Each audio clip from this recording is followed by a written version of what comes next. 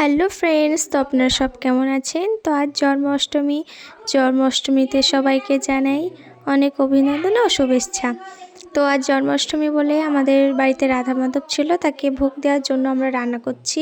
এদিকে আমার দিদি তালের বড়া করছে, আর এখানে আমার দাদু আটাটা মেখে নিচ্ছে, লুচি করবে তাই।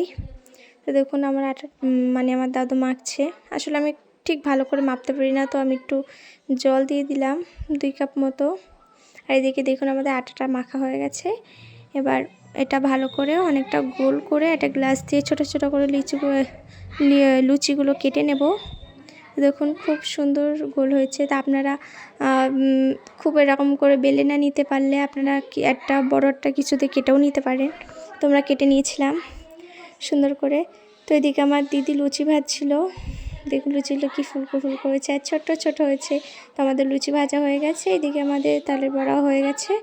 আর এখানে আমার দিদি সুজি রান্না করছে, এই যে দুধ চিনি সব দিয়ে। তো এদিকে আমি মন্দির ঘরে চলে এসেছিলাম ঠাকুরকে সাজাতে। তো আমাদের রাধা মাধবকে সাজানো হয়ে গেছে, দেখুন কত সুন্দর লাগছে।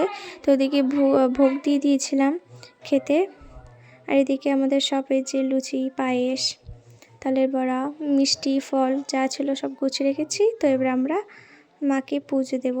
আমাদের সব প্রায় গোছানো হয়ে গেছে, দিদি ফুল টুল দিয়ে সাজাচ্ছে।